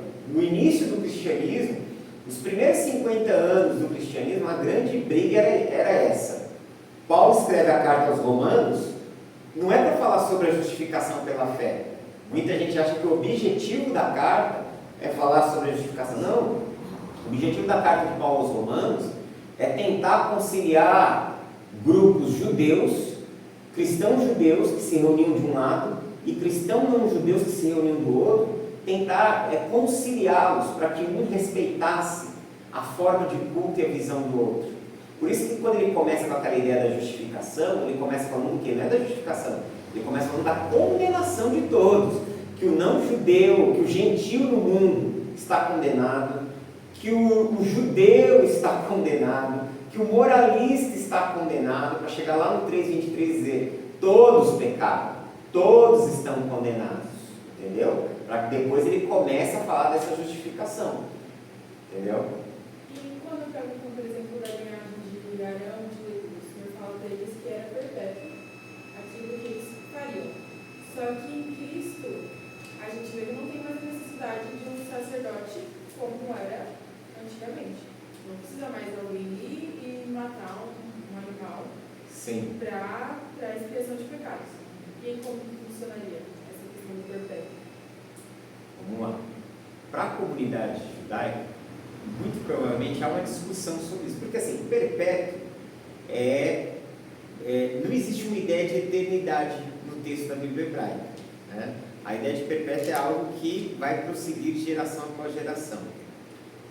O sacrifício, porque assim, você não tem só sacrifícios pelo pecado na lei judaica. Você tem os sacrifícios de paz, você tem sacrifícios na lua nova, na época das colheitas, ou seja, existem vários tipos de sacrifícios dentro da liturgia do culto judeu, entendeu? E você tem o principal. Alguns dizem que, e aí são visões modernas do judaísmo, tá? Interpretações modernas. Alguns dizem que o templo será restaurado antes do Messias, que voltará o sistema de sacrifícios, mas quando o Messias aparecer, o sacrifício da expiação será retirado e permanecerá apenas os sacrifícios de paz, né? Os sacrifícios, aqueles sacrifícios que se fazem por questões de adoração, de gratidão. Existem outros que dizem que mesmo depois do Messias, isso do ponto de vista judaico, que os sacrifícios vão acontecer porque o Messias, principalmente para o judaísmo ortodoxo não enxerga o Messias como alguém que apaga o pecado da humanidade, ele enxerga como um grande líder, como um homem que vai promover a paz. Então, os sacrifícios irão continuar mesmo com o Messias. Então você pode ver que mesmo dentro do judaísmo existem pontos de vista divergentes, entendeu? Agora, os sacrifícios, como eu disse, existem vários tipos. Existe um específico pecado, que é chamado de olá, que é holocausto na nossa Bíblia, que é um sacrifício queimado por inteiro, né? Que esses holocaustos eram muitas vezes atrelados aos pecados, entendeu? Mas existem outros sacrifícios, e esses certamente irão continuar, esse sistema, quando o templo for restaurado. Ok? Para a gente fechar esse texto aqui, do Gênesis 17, né? A gente tem o estabelecimento da circuncisão, e nós vamos ver que esse texto vai terminar dizendo que Abraão ele acaba por circuncidar todos, inclusive Ismael, e fala aqui no texto que Ismael era da idade de 13 anos quando isso aconteceu. No verso 24 vai dizer assim: e era Abraão da idade de 99 anos, quando foi circuncidada a carne do seu prepúcio. Ismael, seu filho, era da idade de 13 anos, quando lhe foi circuncidada a carne do seu prepúcio. Talvez seja por isso que o judeu, ele faz uma cerimônia, alguns dizem que tem raiz nesse texto, que é o chamado bar mitzvah, né? Aos 13 anos. Eles pegam essa idade, partindo daqui, como uma idade onde o menino judeu ele passa a ter uma responsabilidade legal diante de Deus em relação às leis, né? Mas há controvérsias, ok? O que o Gênesis 17 nos ensina? Nos ensina que Deus ele está sempre disposto a corrigir os nossos caminhos a partir do momento que nós também permitimos que Ele venha corrigir. O capítulo 17 ele começa mostrando que Deus não tinha mudado a sua promessa acerca de Abraão, a sua promessa de lhe dar um filho, e ele retifica isso, mas fica claro também que a atitude do capítulo 16 foi uma atitude que desagradou ao Senhor. Deus se utilizou de uma injustiça para fazer da comunidade de Ismael um povo forte. Você não vê que Deus abençoou Ismael. Preste bem atenção lá no texto do capítulo 16. Fala que ele seria um povo forte, mas que ele viveria de quê? De guerras. De guerras. Não existe uma bênção sobre Ismael. Por quê? Porque Deus olhou aquilo como um erro. Entendeu? Mas o que Deus fez? Ele, mesmo sendo uma atitude errada, Eu vou se utilizar disso para cumprir um propósito. Arminiano que ama esses textos assim, sabe? Porque é um ponto onde não tem algo definido, né? Não está, às vezes alguns pensam, não estava no propósito de Deus. Estava no propósito de Deus, mas não precisava ser daquela forma. A gente precisa entender algumas coisas. Que tem coisas que estão no propósito de Deus, mas não precisa ser da forma como a gente faz. Você quer ver uma coisa? Eu acredito que desde o princípio, Deus tinha em Salomão para ser o sucessor de Davi. Mas não precisava ter acontecido da forma que aconteceu. Você está entendendo? Não precisava acontecer da forma que aconteceu de Davi. Tanto que Deus tomou aquela atitude por tão errada que o primeiro filho, o que aconteceu com ele? O filho da relação lá do adultério de Davi morreu. O Salmo 37 e o 12 de Romanos falam em duas vontades, uma perfeita e outra a vontade do homem. Né? Deus fazendo a vontade do homem. Deleita-te também no Senhor. Né? Deleita-te também, eu considero que desejo do teu coração. Romanos diz, para que experimenteis qual seja boa, agradável e perfeita. Aí existe uma diferença. Só que a gente precisa entender que a vontade que nós chamamos, né, de vontade permissiva, não é vontade, de certa forma, né? Se você não quer que seu filho faça uma coisa, mas você permite que ele faça, ou você não é a favor, ou você permitiu sem ser a favor. Se a gente for pensar nisso, a gente vai ter um problema aqui também ético por trás disso. Eu não quero, eu não quero que o meu filho compre determinada coisa, vou pegar bem leve. Me vê um exemplo, eu vou pegar bem leve. Não quero que ele compre aquele aparelho de celular. Mas eu lhe dei o dinheiro. Ele tem o dinheiro nas mãos dele. Em algum momento eu lhe dei um dinheiro para que ele pudesse, sei lá, fazer uma faculdade, fazer um curso. O meu objetivo em dar o dinheiro era para que ele faça o curso. Ele foi lá e comprou o celular. Era a minha vontade? Será que eu permiti?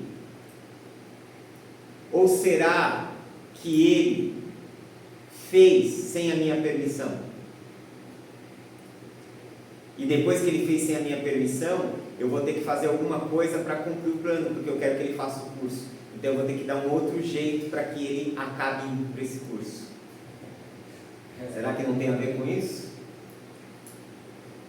Vou deixar a interrogação com vocês que pensem aí. Vamos colocar em pé, vamos orar ao Senhor.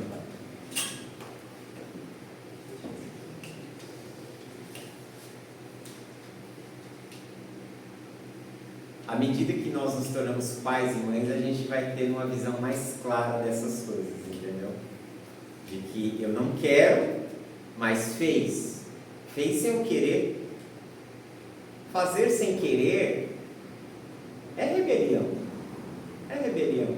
Mas você ama. E como você ama, você vai procurar ajustar as coisas. Porque você ama. Então, o amor, ele se coloca acima. Você vai ver que em Deus, o que fala mais alto não é uma vontade permissiva. O que fala em Deus mais alto é o amor que Ele nutre pela raça humana, é o amor que Ele nutre pelas nossas vidas. Mas eu não consigo ver uma vontade permissiva, eu consigo ver pessoas rebeldes, muitas vezes, entendeu? E Deus tendo que ajustar as coisas porque Ele nos ama, entendeu? E porque Ele tem um plano. E Ele tinha um plano e tem um plano de restauração, entendeu? E você restaura o que está quebrado, né? Você não restaura o que está inteiro. Oremos. Pastor, você ora? Amém. Senhor Deus, nós te agradecemos por esta aula, por essa segunda-feira que o Senhor tem preparado para nós estarmos. Nós te louvamos pela presença, Senhor, dos nossos irmãos que aqui tiveram, do pastor Jorge. Que o Senhor venha cada vez mais capacitá-lo com graça, conhecimento, para que ele possa passar para nós, Pai, conhecimento da Tua Palavra. Senhor, que o Senhor venha continuar nos dando graça.